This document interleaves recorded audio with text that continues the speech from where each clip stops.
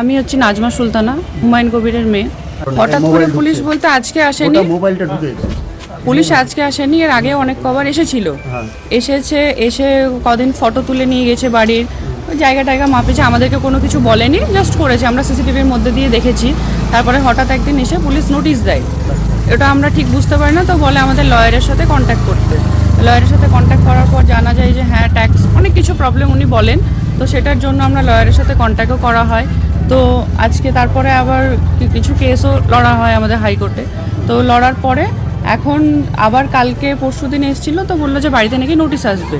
তো ব্যাপারটা হচ্ছে আমার শ্বশুরমশাই বিজনেসম্যান, হাজব্যান্ডও আমার শ্বশুরমশাইয়ের বিজনেসই দেখে, আলাদা করে কিছু করেন না।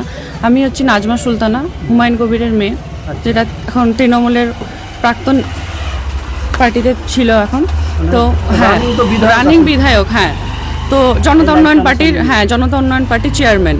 তো প্রবলেমটা হচ্ছে আমার বাবাকে সামনে রেখে এই জিনিসটা করা হচ্ছে, যেহেতু আমাদের আলাদা করে কোনো কিছু প্রবলেম হবে না, কারণ ওনার ক্ষতি করার জন্য আমাদের সাথে এই দুশ্মনীটা করা হচ্ছে। কারণ রাজনৈতিকের জন্য, কারণ বাবার ক্ষতি কিছু করতে পারছেন না এই বাবরি মসজিদ নিয়ে, এটা মমতা ব্যানার্জি করছে, মমতা ব্যানার্জি লোক করছে।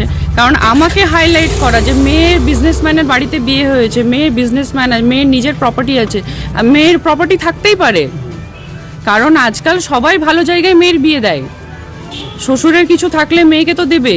তাহলে আমাকে হাইলাইট করা, আমার হাজব্যান্ডের কি আছে, আমার হাজব্যান্ডের কটা গাড়ি আছে, কটা বাড়ি আছে, আমার কটা জায়গায় সম্পত্তি আছে, এগুলোকে নিয়ে হাইলাইট করে আমাদেরকে ফাঁসানোর একটাই রিজন হচ্ছে যে আমার বাবাকে নিচে নামাতে চাওয়া। পরবর্তীতে আপনারা কোর্টে যাবেন আবার?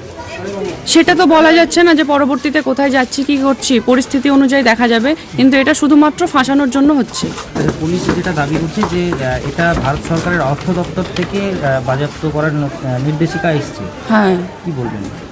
রাজ্য সরকার না, এটা নাকি কেন্দ্রীয় সরকারের নির্দেশ? কেন্দ্র সরকারের নির্দেশে, কিন্তু এটা রাজ্য সরকারের পুরোপুরি হাত আছে, এটা রাজ্য সরকারই করাচ্ছে। মানে রাজনৈতিক চক্রান্ত। আপনার নাম? নাজমা সুলতানা। আপনার নামে নোটিশ এসেছিল? আমার নামে এসছে, আমার হাজব্যান্ডের নামে এসছে, ইভেন আমার 7 বছরের মেয়ের নামেও এসছে।